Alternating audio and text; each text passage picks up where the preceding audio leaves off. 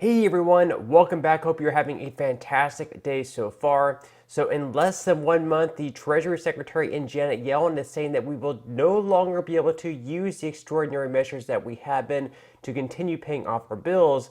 And well, that puts certain things at risk, such as payments of Social Security going out on a timely basis. So we're going to be jumping into the news on that. But before I go ahead and dive into the main content of today's video, if you wouldn't mind helping me out real quickly by just giving this video a like, that just helps out with the good old YouTube algorithm. And also consider subscribing to my channel if you have not already.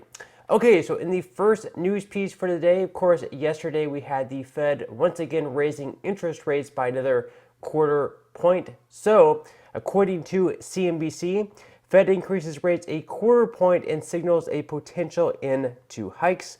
So the Federal Reserve on Wednesday approved its 10th interest rate increase in just a little over a year and dropped a tentative hint that the current tightening cycle is at an end. In a unanimous decision widely expected by markets, the central bank's Federal Open Market Committee raised its benchmark borrowing rate by 0.25 percentage points. The rate sets what banks charge each other for overnight lending, but feeds through to many consumer debt products such as mortgages, auto loans, and credit cards. So this might be the last increase that we're seeing. We'll just have to wait and see. And it's going to really, I guess, in a way, hopefully lessen inflation even more. That's the whole reason they've been raising rates, to make it more expensive to borrow money. And in that case, hopefully lower inflation. Now, on May 10th, next week, we will get the next inflation report. So it should be interesting to see if that's still on the downward path. And if inflation continues to go down, this means that the cost of living adjustment for seniors who receive Social Security benefits should be a whole lot less, at least the one we received this year of 8.7%. Now, according to the last press release by the Senior Citizens League, they said that if inflation continues to fall at the current rate, it appears that the COLA for 2024 will be lower than 3%. So from 8.7% to lower than 3%, that would be quite substantial. So we'll just have to wait and see how all that shakes out. But yet again, another rate hike by the Fed. It should be interesting to see how everything happens with the economy. With this rate hike, will we end up in a recession because of the economy slowing down? Again, we'll just have to wait and see. Now, also next week on May 9th, we had that big meeting between President Biden and the four leaders. So we'll have the House Speaker and Kevin McCarthy. We'll have the House Minority Leader and Hakeem Jeffries.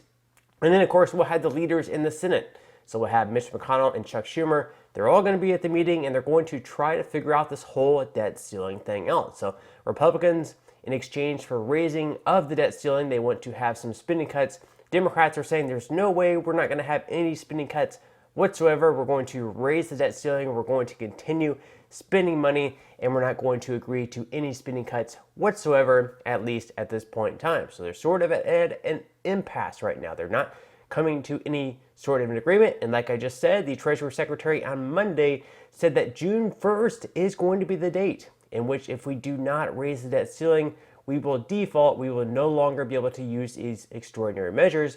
And again, if this happens, that's going to have significant consequences for the U.S. economy. We could see a huge crash in the stock market. And in addition to that, we could see even a delay in the payments for Social Security. So it's going to be very crucial that they get something done here. And again, June 1st, that's only, less than a month away. And members of the House and members of the Senate are only going to be in D.C. for around 8 days from now until then. So we'll have to wait and see what happens. And, a lot of lawmakers on both sides of the aisle aren't very confident that the other party will be able to work with them to get a deal done. And actually, Ted Cruz had some pretty harsh words for President Joe Biden yesterday. Let's go ahead and roll the tape.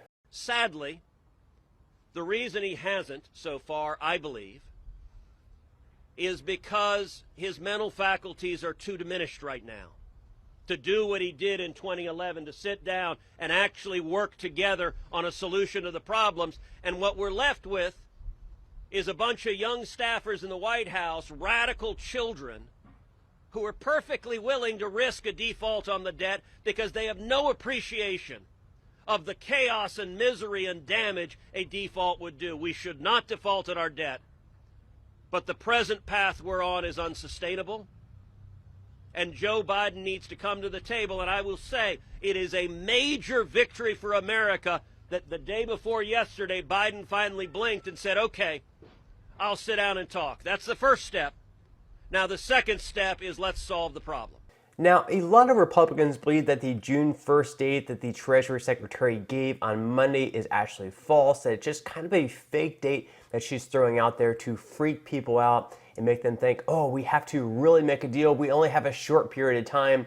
So they think that June 1st is actually kind of a political move on Janet Yellen's part, that it's actually much further out, that Janet Yellen is actually working on behalf of the Democratic Party, that maybe Biden or other Democrats are telling her to tell the American people and tell the Republican Party that June 1st is going to be the deadline. That way they scramble to the table and maybe make some sort of deal to raise the debt ceiling without having all these spending cuts. So they don't really believe that June 1st is the deadline. And this could be a problem too, because if it really is the deadline and Republicans don't believe them and they don't strike a deal, then again, we could see significant consequences for the economy. So according to Axios, Republicans believe the debt ceiling cliff is further than it appears. So Senate Republicans are deeply skeptical of Treasury Secretary Janet Yellen's estimate that the U.S. will not be able to pay its bills as early as June if Congress does not raise the debt ceiling. And the true day of reckoning could land somewhere in July or even August, according to some GOP lawmakers. According to John Kennedy, a Republican in Louisiana, a senator, he said, I don't believe June 1st is the ceiling. I think that it is a political ceiling set by the secretary to put pressure on the people. Nobody believes her. I don't believe her. I'm not saying she's a liar. I'm just saying Janet Yellen is no longer an economist and a professor.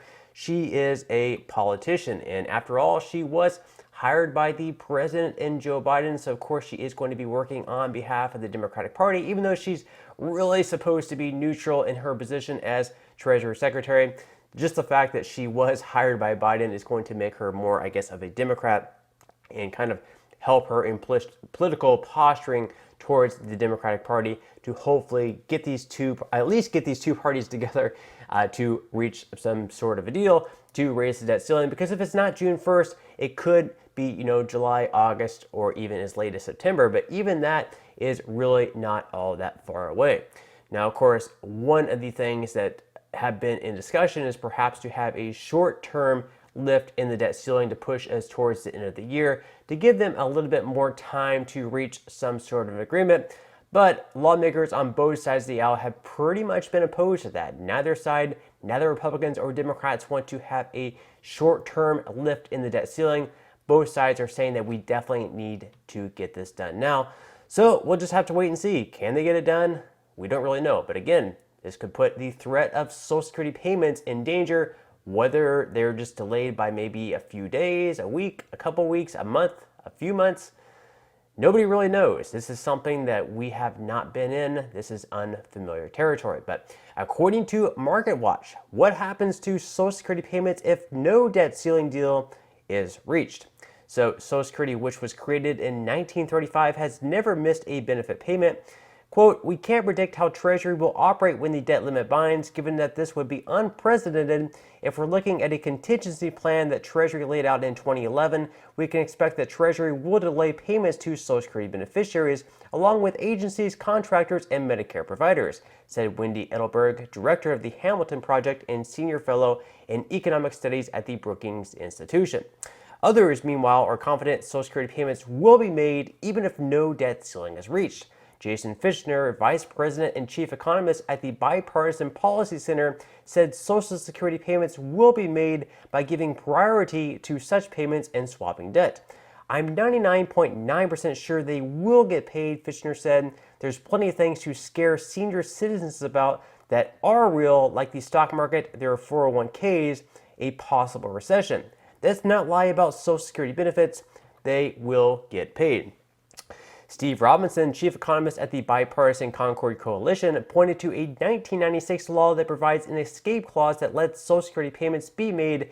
The law would allow Social Security and Medicare Trust Fund to be drawn down in order for benefits to be paid until the debt limit is raised, while also preventing those funds from being used to pay for any other government program. So we have one person there saying that there will most definitely be a delay in the payments of Social Security, whether that's going to be 1 day, 2 days, maybe a week, maybe a couple weeks. We'll just have to wait and see. But then we have two others that are very much confident that these payments are going to be going out on time, that this is something that we shouldn't be scared about. So that's absolutely great news that these continue to go out on time, even if the debt ceiling is not raised. Of course, the bad news with that, if the debt ceiling is not raised, again, a recession is definitely going to take place. There's going to be a lot of pain in the U.S. economy. We could see a huge drop in the stock market. So if you have a 401k, if you have an IRA, if you have any money invested, you're obviously going to see a huge loss, whether that's going to be 10%, 20%, 30%. Nobody really knows. Again, this is unfamiliar territory.